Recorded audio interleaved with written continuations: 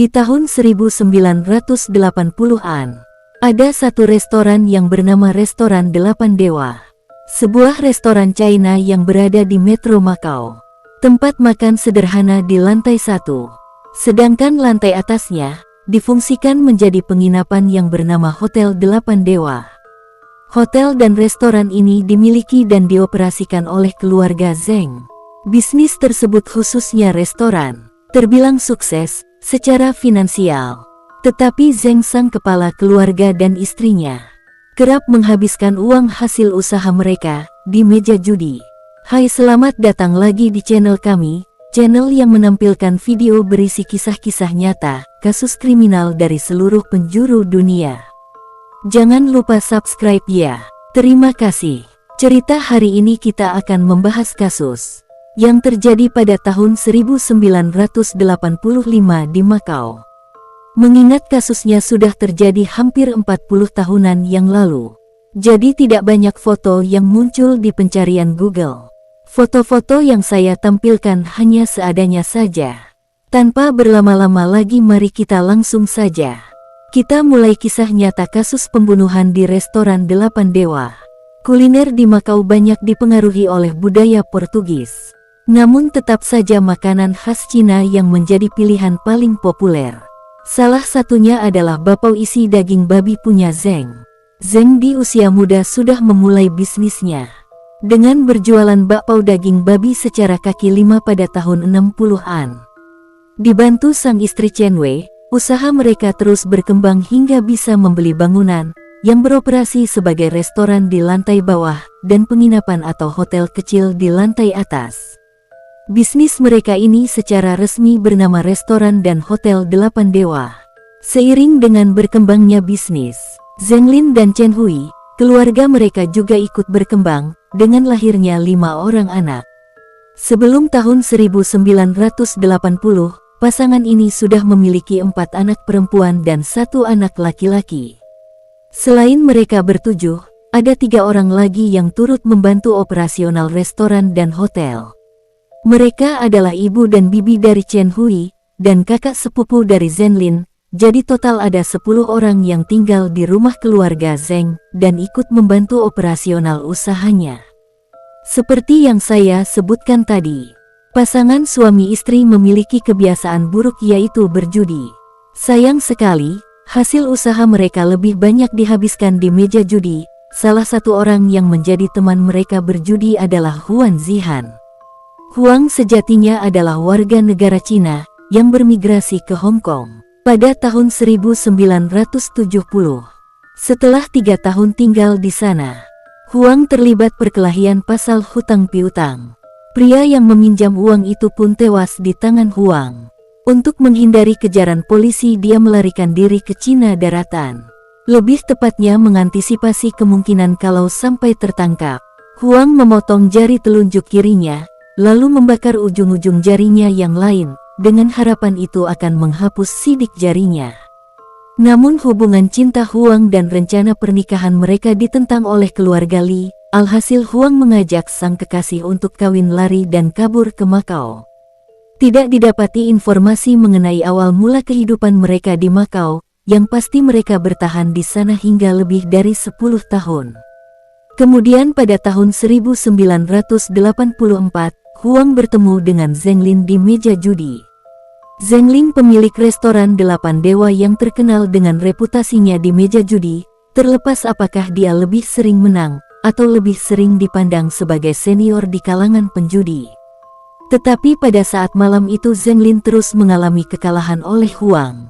Sampai puncaknya Restoran Delapan Dewa miliknya pun ikut dipertaruhkan. Benar-benar sial, dia kalah sampai 180.000 uangnya sudah habis dan tidak bisa membayar Huang Zihang.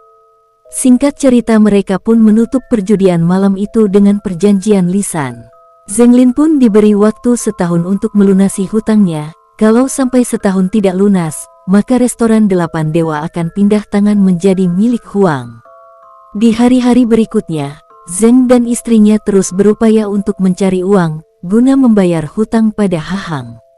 Zeng tidak rela kalau usaha yang sudah dirintis 20 tahun lebih harus jatuh ke tangan orang lain.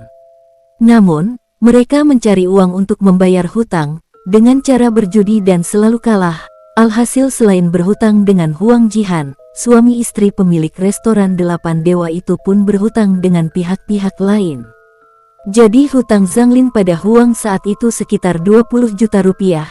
Dan kalau ditotal dengan hutang-hutang lain berarti Zhang Lin memiliki hutang lebih dari 80 juta untuk tahun 1984. Jumlah itu adalah nilai yang cukup besar pada zaman itu. Kembali ke perjanjian antara Huang dan Zheng. Pada tanggal 4 Agustus tahun 1985, jam 9 malam restoran Delapan Dewa sudah tutup. Huang datang untuk menagih hutang. Batas waktu 1 tahun sudah berlalu. Zheng belum punya uang untuk membayar Huang, tapi dia juga tidak mau menyerahkan restoran Delapan Dewa ke tangan Huang seperti yang mereka janjikan setahun yang lalu. Huang pun marah dan menyandera anak laki-laki Zheng. Menggunakan pecahan botol, saat itu 9 dari 10 orang anggota keluarga Huang berhasil menyandera salah satu dari keluarga itu. Yang kemudian dia perintahkan untuk saling mengikat dan menyumpal mulut. Rupanya salah satu dari mereka ada yang berhasil melepaskan diri dan mencoba kabur sambil berteriak minta tolong. Hal itu memancing Hang bersikap agresif. Dia lalu menghabisi keluarga Zheng mulai dari Zheng dan ibu, serta bibi Zui, sepupu Zheng Lin. Sekaligus koki restoran, sedang berada di luar saat itu. Huang mencarinya keluar lalu bertemu, dan berkata kalau pria berusia 61 tahun itu diminta untuk segera pulang ke restoran. Setelah Zhen Foliang masuk restoran, dia pun bernasib sama. 10 orang anggota keluarga Zheng pemilik restoran Delapan Dewa menemui ajal mereka. Malam itu Huang menghabiskan waktu semalaman untuk memotong-motong korbannya. Dimasukkan ke dalam kantong plastik lalu dibuang, sebagian dibuang ke laut. Sebagian lagi dibuang ke beberapa tempat sampah. Huang kemudian kembali lagi ke restoran, membersihkan tempat itu, mengambil sejumlah uang dari restoran, lalu pulang dan tidur di rumah keluarga Zheng yang berada tak jauh dari restoran. Kunci brankas, kunci restoran, kunci rumah, dan surat-surat berharga semua sudah dikuasai oleh Huang. Pagi harinya, di tanggal 5 Agustus tahun 1985, seorang pengantar barang datang ke restoran Delapan Dewa. Mendapati tempat itu tutup, di pintu terdapat pengumuman bahwa restoran akan tutup selama 3 hari. Orang itu pun bingung kedatangannya pagi itu, guna mengantar bahan-bahan makanan yang dipesan tren kemarin untuk kebutuhan restoran. Lah ini malah ada pengumuman kalau restoran tutup. Dia pun mendatangi rumah keluarga Zheng untuk meminta penjelasan. Saat tiba di sana, yang membukakan pintu adalah orang asing yang berkata kalau keluarga Zheng sedang pergi berlibur ke Cina daratan. Aku tidak kenal dengan Huang. Dia benar-benar bingung dengan situasi tersebut, tapi tak bisa berbuat apa-apa. Mengapa keluarga Zheng pergi berlibur secara tiba-tiba semuanya 10-10-nya?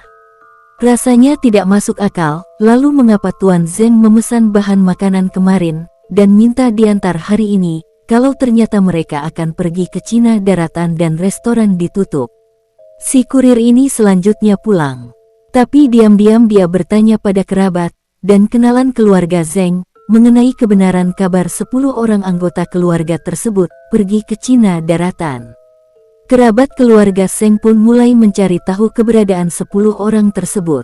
Memang aneh kalau mereka bersepuluh semuanya pergi berlibur secara bersamaan tanggal 8 Agustus tahun 1985. Setelah libur 3 hari restoran Delapan Dewa beroperasi lagi. Seperti semula, hanya saja pemilik koki dan pelayannya sudah berganti orang dan langsung menyerbu tempat itu. Karena bapak isi daging babi dari restoran Delapan Dewa memang sudah terkenal rasanya top markotop. Sebagai informasi tambahan, pemilik restoran yang dulu, Zheng Lin, memiliki banyak persediaan tepung dan sebagian besar bahan-bahan lainnya. Namun daging babi yang digunakan untuk isian bakpao secara rutin akan membeli daging babi segar setiap hari. Tetapi setelah restoran dibuka kembali oleh Huang tidak membeli daging babi segar, karena di dalam restoran ada banyak daging segar yang tersedia. Sementara itu di hari yang sama, Tanggal 8 Agustus tahun 1985, seorang warga yang sedang berenang di pantai menemukan 8 potongan tubuh mengambang di laut.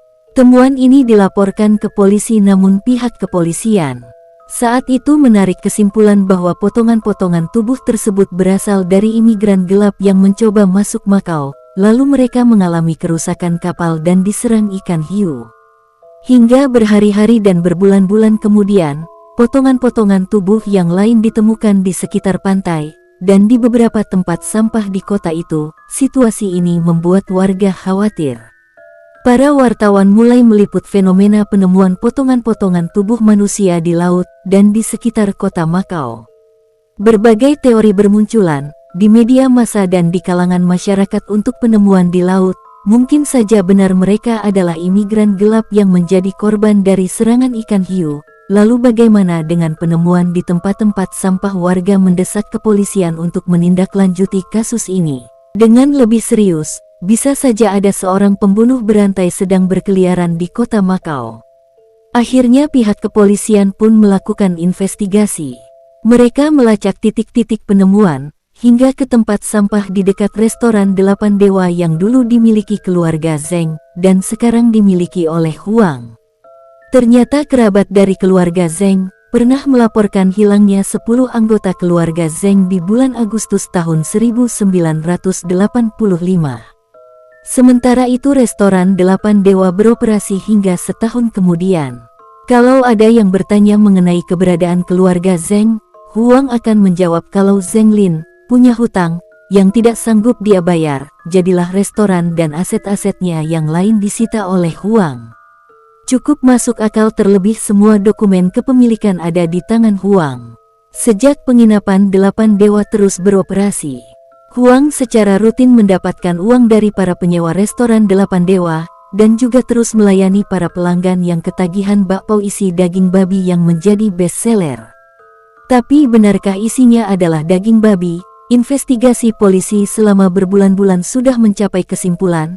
Terakhir dari keterangan beberapa saksi, diketahuilah bahwa Zeng tidak punya uang untuk membayar, atau tidak berniat untuk membayar hutangnya kepada Huang. Fakta bahwa mereka bersepuluh menghilang secara tiba-tiba sangat mengganggu. Semendadak-mendadaknya, bagaimana mungkin mereka pergi tanpa memberitahu satu orang pun dari kerabat, teman, dan tetangga? Selain itu 5 anak Zeng Lin masih bersekolah, dan pihak sekolah, serta teman-teman mereka sama sekali tidak tahu menahu tentang kepindahan mereka ke Cina Daratan.